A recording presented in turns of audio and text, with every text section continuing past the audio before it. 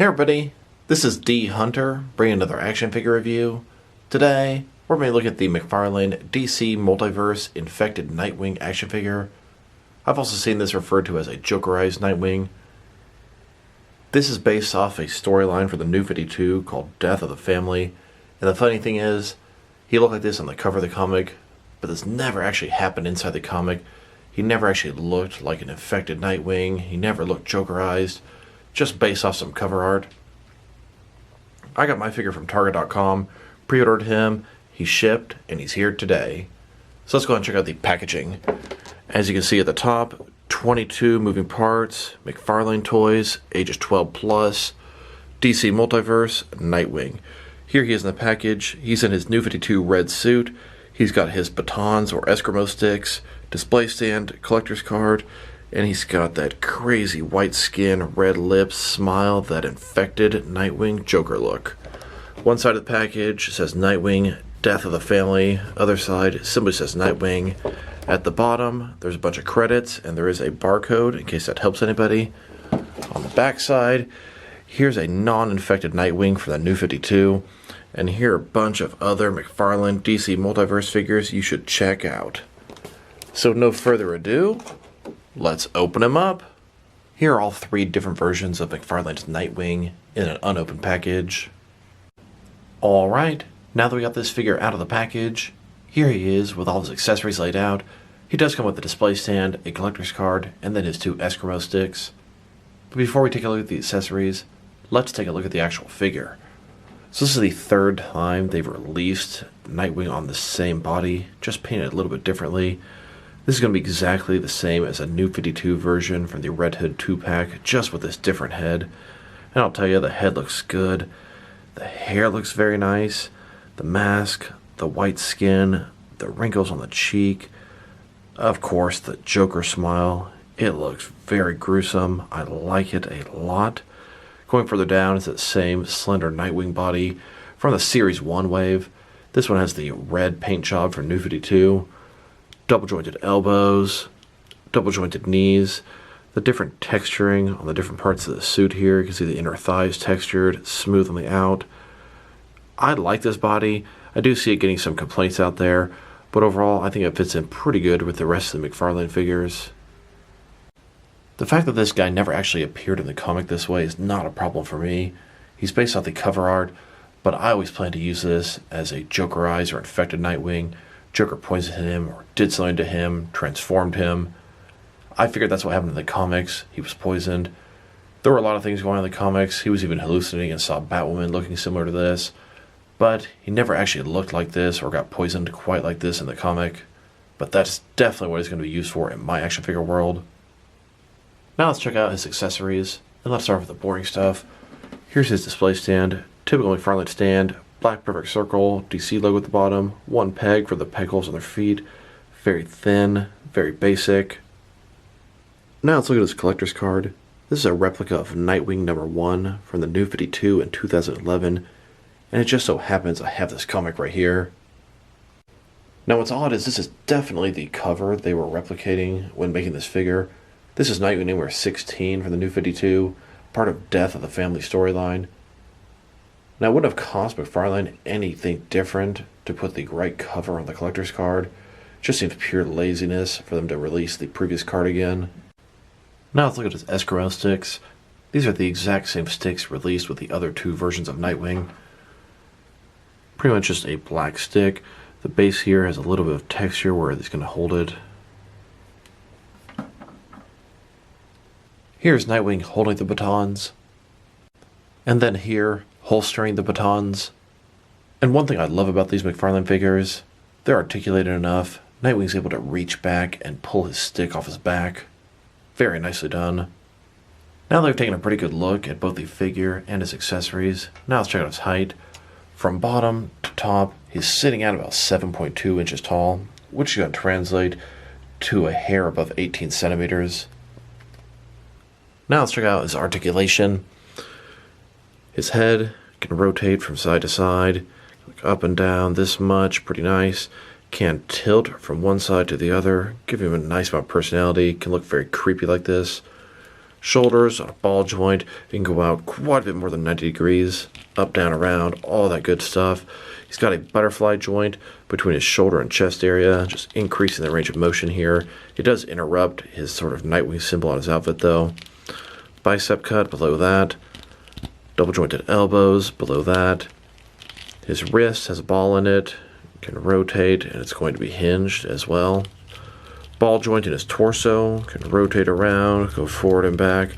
Another ball joint in his waist can also rotate around, go forward and back, giving him a very wide range of motion in his torso area. Legs go out about that far, not a ball joint, but a similar type concept. Pretty much absolutely no rotation here. They go forward about that far, back, not too much. Double jointed knees below that. And then his ankle here, there's a ball in it. It goes forward and back, can rotate, can tilt and rock, and there is toe articulation. Here's Nightwing overlooking the city, seeing some stuff he doesn't like below, deciding he's going to intervene. And down below, there's a woman screaming. She's being attacked and terrorized by these Joker gang members. And Nightwing knows what time it is now. Nightwing drops down below and tells the thugs to back off. Of course, they're not going to listen. He gets between them and the young woman. Nightwing starts taking out the Joker thugs one by one. And just when he starts to get the upper hand, it turned out there was no woman under attack. This is all a trap to get Nightwing. And Marionette here chokes Nightwing out, getting ready to deliver him to the Joker as a gift.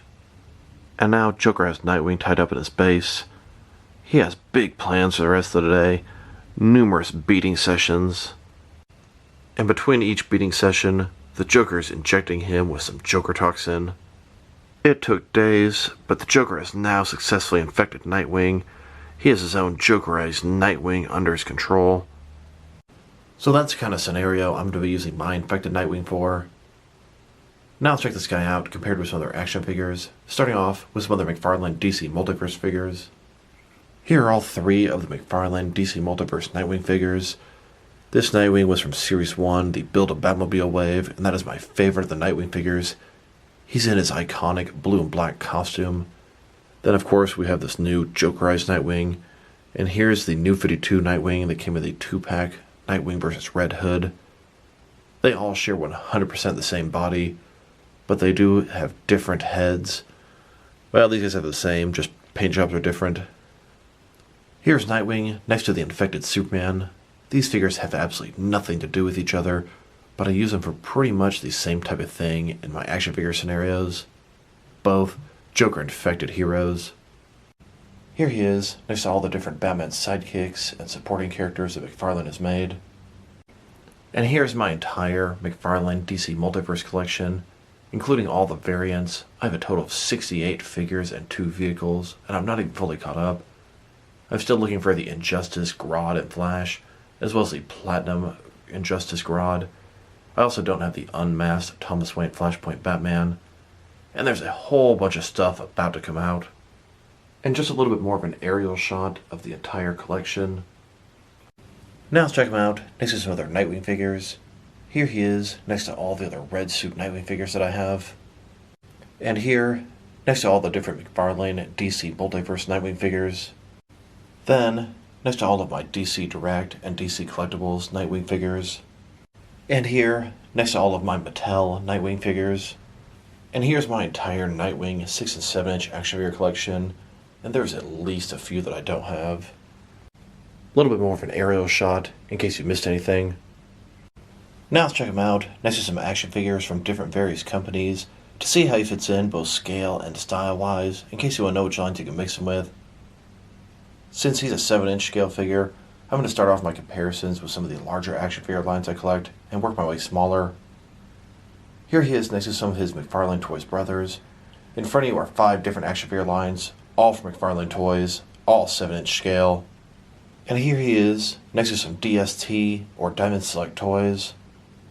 Then next to some DC Direct and DC Collectibles figures. And here, next to some NECA figures. Then, next to some Mattel wrestling figures. And here he is, next to some Mezco 1/12 cloth soft goods action figures. Then, next to some Mattel DC Universe Classics and Multiverse figures. And here, next to some Mafex figures. Then, next to some Hasbro Marvel Legends. And here he is, next to some SH Figure Arts action figures. And finally, next to some Jazzwares Fortnite figures. So overall, he's a pretty cool figure, but I would have preferred a regular variant of Nightwing, maybe in one of his older costumes, Disco Nightwing, Teen Titans Nightwing, etc. He is my least favorite of the 3 McFarlane Nightwings because I can use the other ones in a lot more action figure scenarios. But if I need Joker to take over, infect, or Jokerize Nightwing, that's what this guy's going to be for. He looks cool. I like the way the face turned out. His accessories are nothing special. We've already got him twice before. His articulation's pretty good. Pretty much everything you expect from a McFarlane DC Multiverse figure. They really need to get some better thigh articulation though. Overall, for how to rate this guy, I think I'm going to give him a 7 out of 10. I'm enjoying him more than I expected. I thought he'd be a pointless variant, but I can put him as a good use.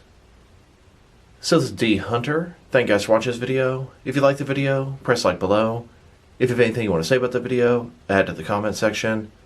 If you want to see additional action figure reviews from me, please subscribe. I do appreciate when you do that.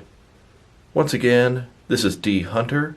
Thank you guys for watching this video, and I will talk to you guys real soon.